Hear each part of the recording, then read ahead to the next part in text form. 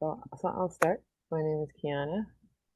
Industrial organizational psychology is my background and trade. I wanted to ask Valerie about what are your thoughts on the use of certification? What your thoughts are on the trends in your current certifications, and what do you think that the demand is growing or shrinking? Well, with the certifications that we do for our clients, they are all engineers, most of them. And so the certifications that we do are in some case required for their jobs. So, they definitely have to take an exam for the initial certification, and then they have to submit CEUs to maintain it. So it's intended to be an ongoing process. So it's not like a one time, here's where you are, and then you kind of stay there. I think that the world is realizing that credentials are actually a much shorter pathway than higher education.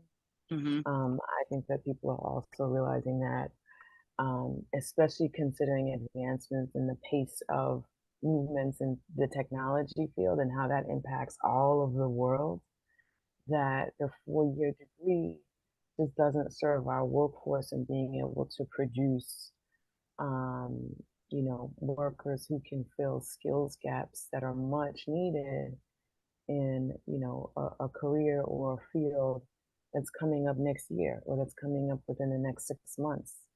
And I think that they're looking to credentials to be much more dynamic and being able to help industry and the workforce fill those skills gaps. So I think that the trend in terms of credentialing is moving upward and onward at a great pace. There's federal funding coming out. I know that we're working to include, um, credentials in your 529 program. So where you used to be able to use the, 529 to save for college, you can now use that to pay for credentials and certification programs as Hmm. well. So I think that there is a lot of momentum in the credentialing space.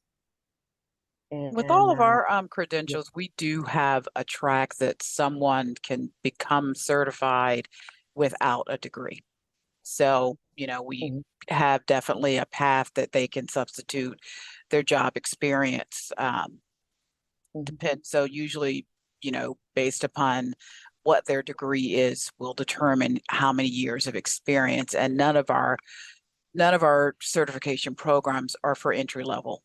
They're all for people who've been, working at least, around that 3 to 5 year period before they can take, whether you take some of our lower level ones or the higher level, but all of them have a path that someone can be certified if they do not have a 4-year degree.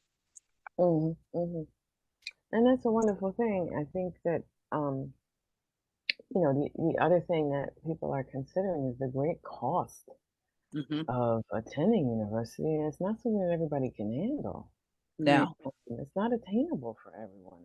And we're all walking around with this debt, that the Congress is trying to figure out what to do with now, but it's not a great service to the community and society to have people burdened with so much debt before they're entering the workforce. And I think that that's another realization that people are coming to. If your certification, if you can practice for a few years and then pursue a certification, it might cost you, all of $1,200 or $2,000, but you're not going to have $200,000 of debt to pay back, and Yeah.